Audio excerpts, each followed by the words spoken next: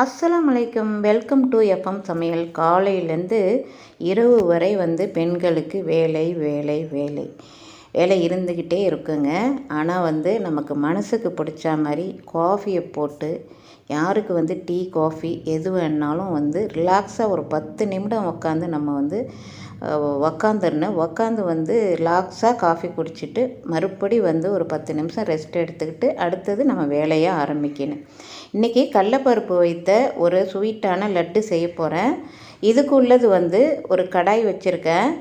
முந்திரி திராட்சைலாம் இதுக்கு தேவையான அளவு. கடலைப்பருப்பு 3 மணி நேரம் ஊற வச்சுக்கிட்டேன். ஊற வச்சு தண்ணிலாம் இல்லாமல் ஒரு 2 முறை 3 முறை வாஷ் பண்ணிக்கினேன்.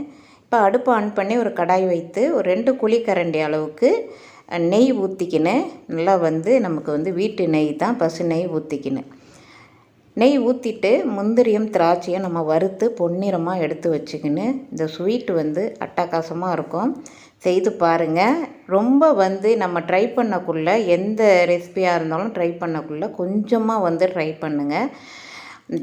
நம்ம புதுசாக ட்ரை பண்ணக்குள்ளே ஏதோ சொதப்புனாக்கா சொல்கிறேன்.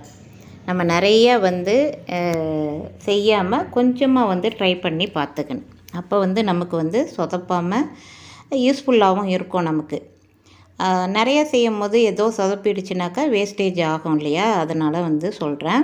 இப்போ முந்திரி திராட்சைலாம் பொன்னிறமாக வதக்கி எடுத்துட்டோம். அதே கடாயில் அந்த நெய்யிலேயே கடலைப்பருப்பு ஊற வச்சு நல்லா தண்ணிலாம் இல்லாமல் 3 முறை 4 முறை வாஷ் பண்ணிக்கோங்க. தண்ணியே இருக்கக்கூடாது, வடிகட்டிக்கின்னு. இப்போ இந்த கடலைப்பருப்பை இந்த நெய்யிலேயே நம்ம வதக்கி எடுக்க போகிறோம். நல்லா வெந்த உடனே தான் இதை அடுப்பை ஆஃப் பண்ணுன்னு ஆற விட்டு நம்ம மிக்ஸி ஜாரில் இதை அரைக்க போகிறோம். இதை நல்லா வதக்கி எடுக்கணும். நல்லா இது வேகிற அளவுக்கு நெய்யிலே வதக்குன்னு நல்லா அழகாக இது நல்லா வெந்து வந்துடும். நம்ம வேக வைக்கணும்னு அவசியம் இல்லை. இந்த நெய்யிலே நல்லா வெந்து வந்துடும். நல்லா வெந்துருச்சு. 1 கப் அளவுக்கு சர்க்கரை எடுத்துருக்கேன். நான் சாதா சர்க்கரை தான் எடுத்துருக்கேன், சுத்தமான சர்க்கரை.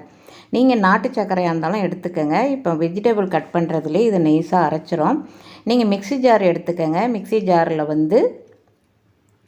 நீங்கள் நைஸாக அரைக்கணும். இந்த லட்டுக்கு, கடலைப்பருப்பு லட்டுக்கு நைஸாக அரைக்கணும். கொஞ்சம் கொரப்பாக இருந்தால் கடலைப்பருப்பு ஒன்று கூட இருக்கக்கூடாது. நல்லா நைஸாக அரைச்சிடுங்க. மிக்ஸி ஜாரில் நல்லா அரைஞ்சி வந்துடும். ரொம்ப அதுக்காக குழவா ஆக்கிடாதீங்க. தண்ணி இருக்கக்கூடாது, வதக்கி இருக்கும். அதனால் நல்லா நைஸாக அரைச்சி எடுத்துங்க. 1 கப்பு சர்க்கரைக்கு 1.5 கப் அளவுக்கு தண்ணி விட்டுருக்கேன். நல்லா இது பாகுபாதெல்லாம் வர வேணாம். நல்லா கொதி வந்தவுடனே நம்ம இந்த அரைச்ச கடலைப்பருப்பு மாவை இதில் சேர்க்க போகிறோம். ஒரு பிஞ்சு அளவுக்கு உப்பு சேர்த்துக்கோங்க ஸ்வீட்டுக்காக. இப்போ இந்த அளவுக்கு அரைச்சி இதில் சேர்க்க போகிறோம். இப்போ 1/2 டீஸ்பூனுக்கு அளவுக்கு ஏலக்காய் தூள் வறுத்து பொடி பண்ணது, அதை 1/2 டீஸ்பூன் அளவுக்கு போட்டிருக்கேன். போட்டுட்டு நம்ம இந்த கடலைப்பருப்பு மாவை இதில் போட்டு கலந்துன்னு கட்டித்தன்மைலாம் படாது. நம்ம பொரியரிசி மாவு களி கிண்டுவோம் இல்லையா, நான் ஏற்கனவே வீடியோ போட்டிருக்கேன், பாருங்கள். அருமையாக இருக்கும் அந்த களி. நம்ம சாப்பாடு அரிசியில் களி கிண்டி அது தேங்காய் போட்டு சாப்பிடும் போது அருமையாக இருக்கும். இப்போ அந்த கடலைப்பருப்பு மாவை போட்டு நல்லா கைவிடாமல் ட்ரை ஆகிற வரைக்கும் அடுப்பை மீடியமாக வச்சுக்கிட்டு கிண்டுங்க. கிண்டிட்டு இதில் லாஸ்ட்டாக முந்திரியும் திராட்சையும் வச்சுருக்கோம் இல்லையா, லாஸ்ட்டாக தான் போடணும். அடுப்பை ஆஃப் பண்ணுற ஸ்டேஜில் நம்ம போட்டுட்டு நல்லா மிக்ஸ் பண்ணிவிட்டு அடுப்பை ஆஃப் பண்ணு. அனைவரும் என்னோடய எஃப்எம் சமையலுக்கு சப்ஸ்கிரைப் பண்ணாதவங்க சப்ஸ்கிரைப் பண்ணுங்கள், பில் பட்டனை ப்ரெஸ் பண்ணுங்கள். அனைவரும் லைக் பண்ண மறந்துடாதீங்க. வீடியோவை முழுமையாக பாருங்கள். இதை நல்லா ட்ரை ஆகிற வரைக்கும் நம்ம நல்லா கலந்து விட்டுட்டு அதன் பிறகு முந்திரி திராட்சையை இதில் சேர்த்துப்போம். சேர்த்துட்டு ஷார்ட்டாக தான் காமிக்கிறேன், இது கொஞ்சம் லென்த்தாக போகும். நல்லா கைவிடாமல் கிண்டுன்னு.